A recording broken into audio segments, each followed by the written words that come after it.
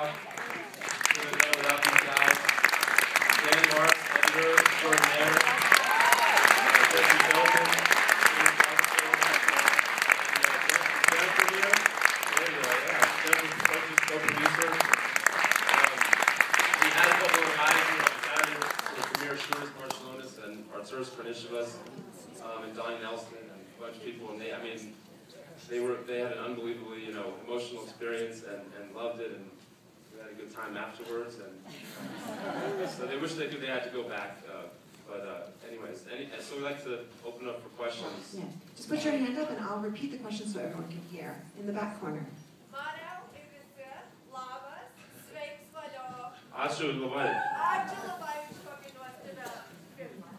All right, in English. Very nice. She said thank you very much for a great film. The next question right here. Great film, fantastic. Congratulations to everybody. How did basketball become so beloved in Lithuania? So the question is, how did basketball become so revealed in Lithuania? It's a very good question. It dates back to the pre-World War II times, the 1930s, and those European championships, and that guy Frank Lubin, which you could have a whole movie about him. He was a Lithuanian American who went back to kind of find his roots, and he was a basketball player. He was on the 1936 U.S. gold medal team that played in Berlin, and then he went to Lithuania just to kind of find his roots and teach basketball. And he played on 1937 and 39 European championship teams.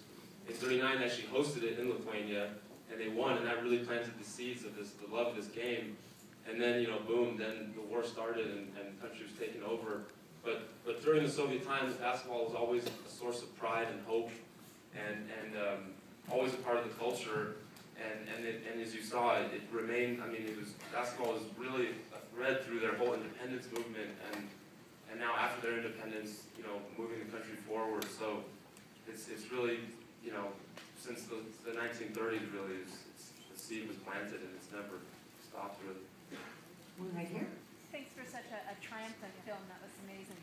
There was a shot in there, and I know a young woman from Estonia who recalls standing with the entire country holding hands, and it looked like that was a similar moment in Lithuania. Did that happen? Actually, it was the same moment. It was called Hands Across the Baltics, and it's in the Guinness Book of World Records. It was like the longest human chain ever, and it was before they got their independence, when they were starting to protest. And the beautiful thing about it is the way they achieved their independence was through peaceful protest and through political moves and negotiations. And of course, there was the violent episode on January 13th. But there was like over it was a million plus people that joined hands across several across Lithuania, Latvia, and Estonia. So it was quite remarkable. Question right here. How did the project begin and how long did it take? The question was, how did the project begin? Let's go back to 1988. I'm 12 years old. But yeah, really, I'm 100% Lithuanian. I grew up in a Lithuanian household, and I went to Lithuanian Saturday school and spoke the language at home, and it was always a part of my culture. In the 1988 Olympics, when the Soviet Union won and beat the United States, and it was a big upset. But I was kind of happy. I was like, hey, there's four Lithuanian guys, and there was a picture in the LA Times of the four guys, but it wasn't that nice one. They looked kind of mean, and they had mustaches and beards, and CCCP, and it said Soviets, defeat the United States, and I was a big basketball fan, and my friends were, and I remember talking to them about that, and I said, look, these guys are Lithuanians, but nobody understood that. They were just the enemy, they were like Ivan Drago, they were the archetype of the evil empire, and I think really that was like the seed of the idea for me back then. I was 12 years old, and then of course what happened in '92 and beyond, you couldn't really write the story. So, but was that more, or is it more also how it got going? Yeah, the movie itself too. Yeah. So, well, about 3 years ago, I met John. John had just produced one of the 30 for 30 films, the Raiders, directed by Ice Cube, and we got put together through a mutual friend, and I'd been kicking around a few ideas, and I might have had a little self-doubt whether people would accept this story, because to me, of course, and Lithuanians, it's like part of our blood. But I didn't know if people would care about this little country. I started talking to my, guys like John, and they were like, "Oh my God, this is very universal." And he knew all the guys, he knew the story, and so it was a great partnership. And then we went out and raised the money, but it was a long shoot, 2.5 years of shooting, and yeah, now we're here. Gentlemen in front. Has the quality of the videotape deteriorated so bad in the last 20 years? Because so much of that footage is so grainy. So you want to talk about the grainy footage, the archival footage. Yeah, I mean, it was a challenge. I mean, basically, like, mid-'80s video footage, and yeah, I mean, it's poor quality. And in fact, if you notice, like, some of the photos we have from the late 70s and early 80s or some of the film, it's actual black and white film, and looks much better. And photos were, beautiful and much more crisp. But yes, some of the mid-'80s video footage was very pixelated, and it, like, even at the highest resolution from the sources that we could get was quite grainy and low quality. But that's the 80s. We forget. We see HD now, and it's shocking when that's what we used to watch on TV. There was a challenge, among other things, getting footage. That Lithuania Unified Team meeting was not televised in the United States or North America. So it's not like now where NBC televises every game. We had to kind of go on, as we call it, like international scavenger hunt to find a lot of these games. You can't call like NFL Films and say, get me that Cheska Moscow Countess game from '87. So it was a real challenge. Also, a lot of this stuff was obviously meant for a 4:3 screen, not a HD movie screen. So. Woman in the middle here. First of all, I want to congratulate you on your ability to get these people to reveal so much about themselves. And that's sort of what the question that I had for you.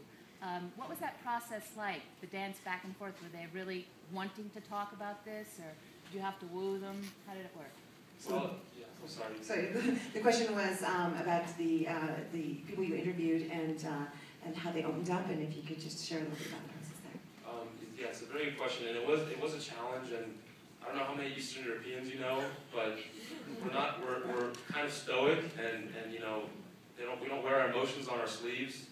I probably do more than them because I grew up here more in this culture, but and they're athletes. On top of that, they're not actors. They're but they're very intelligent guys, like incredibly intelligent, well educated, and I think obviously I had to build some trust, and we hung out, and I think they were impressed by my knowledge of the subject matter and John's. Like who is this American guy who knows about first of all, can pronounce our names, and very suspicious.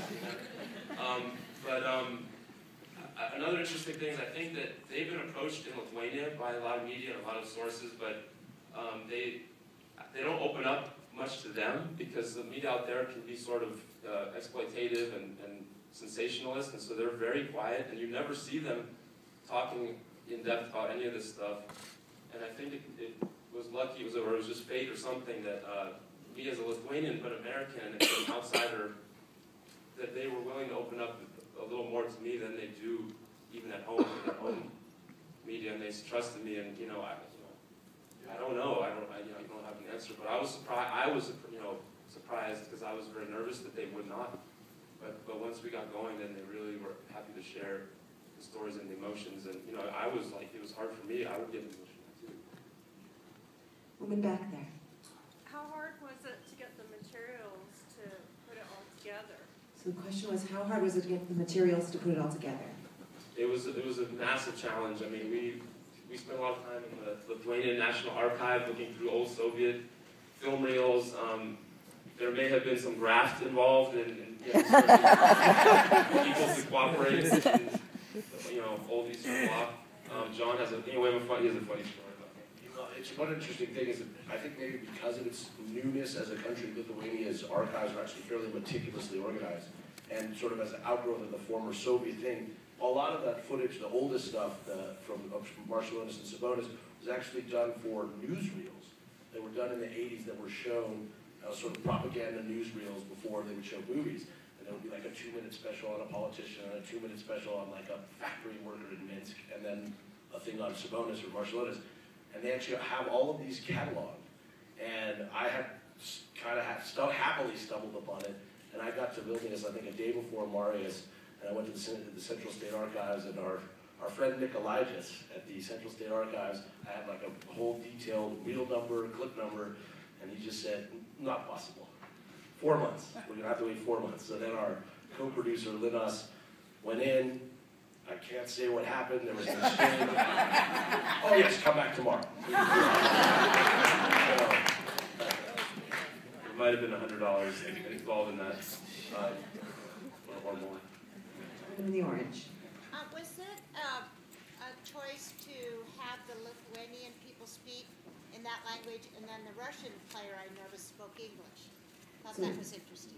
This was a question about their choice of using Lithuanian and Russian in the film. Yeah, yes, we actually started out and shot a couple interviews with Sharunas Marshallonis and one of the other guys in English. And they speak fluent English, basically, especially Sharunas and Sabonis, who spent time in America. But I could tell that they were nervous. They were more nervous speaking in English and they weren't opening up. So it goes back to that last question, actually, about opening up. They were a little more reserved. And the stories were coming out, but I felt like it was a little more of a struggle. And John and I had an executive decision, and we said, we've got to just let these guys be comfortable and talk in Lithuanian. And I think luckily that helped. And then the guy Alexander Volkov, he's actually Ukrainian, not Russian. And we felt like he was pretty comfortable in English, and we asked him, we said, what would you prefer? And he said English is fine, and so we did that one in English. But I think it was ultimately a good decision to do our main guys in Lithuanian because they were more comfortable. The gentleman right there. Did the Grateful Dead give you money for the film? So the question was, did the Grateful Dead give the money for the film? No, they didn't participate financially, but they were amazing. They were very helpful, and Rhino Records was very helpful. We have 6 Grateful Dead songs in the film, and Mickey Hart was awesome, and Bill Walton, who's like our favorite guy ever. He helped introduce us to Mickey Hart and the whole Grateful Dead family, and they very much are a family, and we're supportive of the project from the beginning. And these T-shirts have gone on. They've re-released them at every Olympics, and they've sold millions, I believe, and the money from them goes to children's charities from the '96 Olympics and 2000, and so it's kind of an ongoing thing. It's a really a good cause. In the very back corner.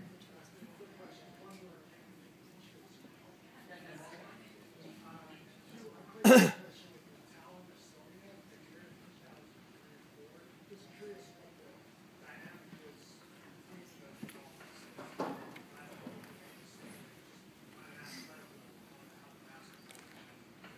the first question was about the T-shirts and where you can get them, and the second was he's played in Estonia, and was wondering now what's the current dynamic between a lot of the breakaway states right now, like Lithuania and Estonia, in basketball. The T-shirt question, it's actually in the works right now, and just keep an eye on we have a Facebook page and a website, theotherdreamteam.com, so that'll be coming soon. And then regarding Estonia and the dynamic between the Baltic states, they're very much friends. They went through the same experiences. They both suffered tremendously in Tsarist Russian times, then in World War II. World War II. So they have a very common experience, and diplomatically, they're all, very, very friendly. But what about competitively in basketball? Oh, when it comes to the basketball court, well, those guys can't really hang with Lithuanians.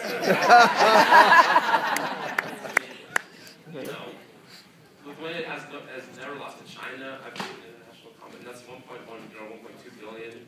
Equal Lithuania 3 billion, and so Latvia and Estonia don't stand a chance. Sorry. Latvia's got Latvia has a guy in the NBA. They're pretty strong. We've got time for one more question. This woman right here. Did the young man that got drafted last year ever play on the national team? So did the young man that got drafted by Rutgers last year, did he ever play on the national team? He's only 19 years old right now, and he played on all the junior. He won world championships on the junior national team as a 17 and 18-year-old. Now as a 19-year-old, he just played in that European championship they've hosted for the first time since 1939. It was this summer, and he made the team for the first time, and it was kind of his like breakout party, and he had just been drafted, so he had quite an amazing summer. And now he's like, you know, him and this other, there was another Lithuanian kid drafted in the same draft at number 20 to the Houston Rockets. So between those two, like the future looks pretty bright for the national team and for the London Olympics, which is coming up this How's he week. doing? He actually, because of the strike, the pending strike, they made a deal with his Lithuanian team for him to stay one more year in Lithuania and just get stronger and mature a little bit. And so he's going to come for the next season, and they're very, much anticipating that. Thank you very much.